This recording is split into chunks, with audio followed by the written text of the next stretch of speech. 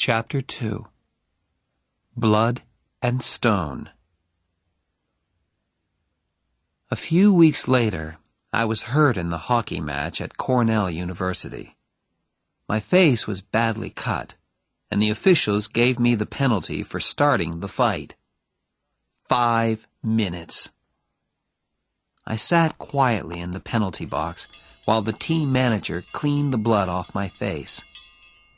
I was ashamed to look out onto the ice, but the shouts of the crowd told me everything. Cornell scored a goal. The score was 3-3 now. Damn, I thought. We're going to lose this match because of me. Across the ice, among the crowd, I saw him. My father. Old Stony Face. He was looking straight at me.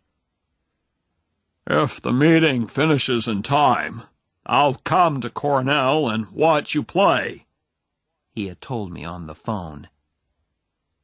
And there he was, Oliver Barrett III.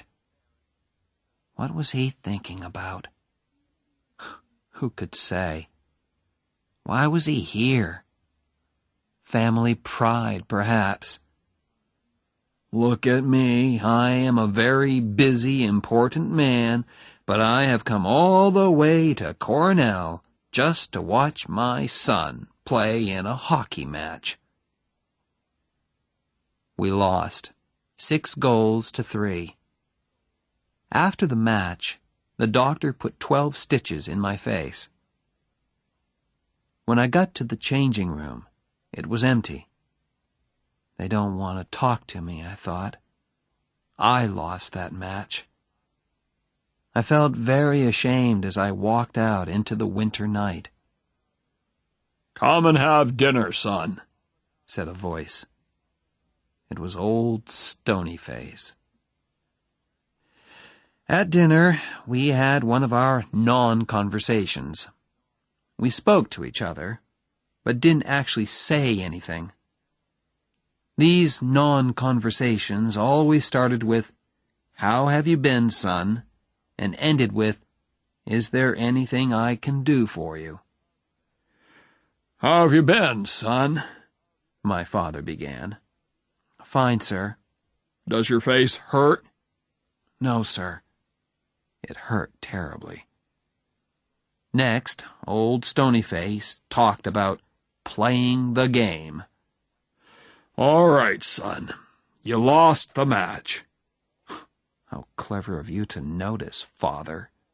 "But, after all, in sport, the important thing is the playing, not the winning."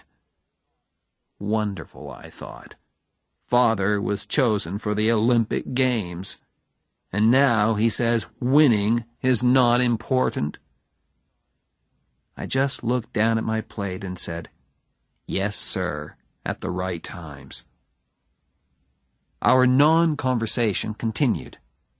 After playing the game, he discussed my plans. "Tell me, Oliver, has the law school accepted you yet?" "Not yet, sir." "Would you like me to telephone them?" "No," I said at once. "I want to get a letter like other people, sir. Please?" "Yes, of course. Fine.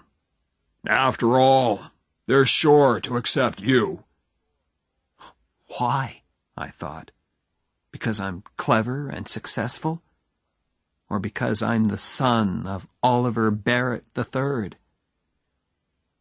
The meal was as uninteresting as the conversation. At last, my father spoke again. "There's always the Peace Corps," he said suddenly. "I think the Peace Corps is a fine thing, don't you?" "Oh, yes, sir," I said politely. I knew nothing about the Peace Corps. "What do your friends at Harvard think about the Peace Corps?" he asked. "Do they feel that the Peace Corps is important in our world today?"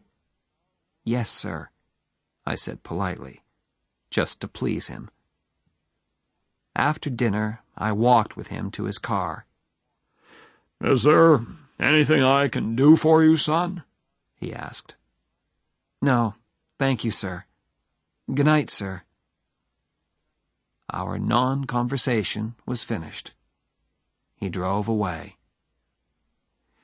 Yes, of course there are planes, but Oliver Barrett III chose to drive.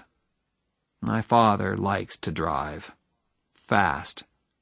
And at that time of night, in an Aston Martin DBS, you can go very fast indeed. I went to telephone Jenny. That was the only good part of the evening. I told her about the fight. She enjoyed that. Her musical friends never got into fights. "I hope you hit the man who hit you," she said. "Oh, yes." "Good. I'm sorry I couldn't be there to watch you. Perhaps you'll hit somebody in the Yale match." I smiled. Jenny really made me feel better. Back at Harvard the next day, I called at her dorm.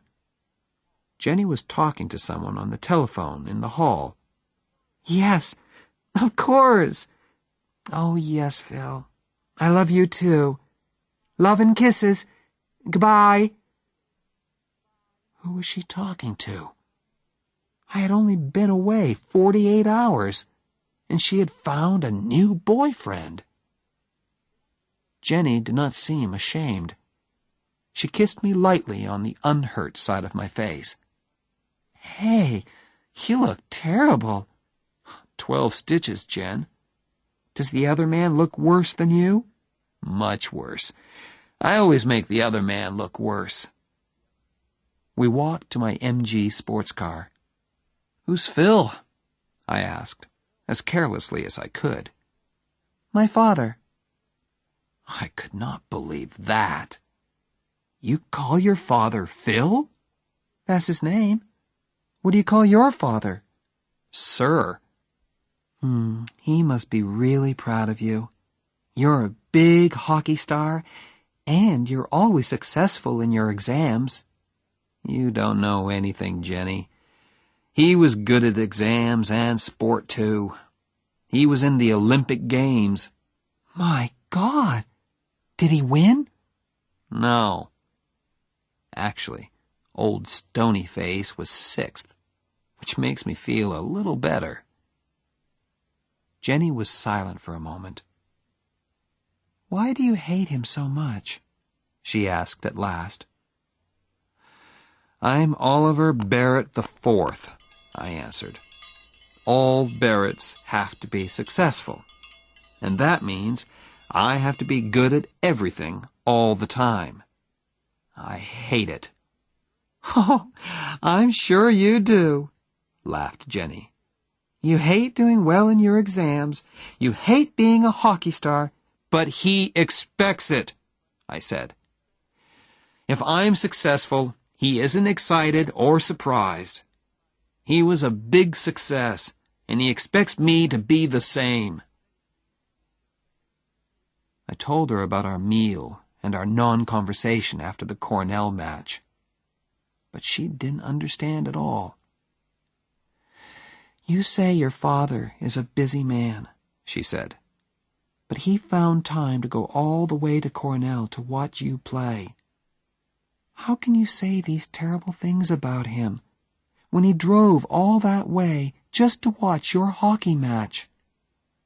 He loves you, Oliver. Can't you understand?"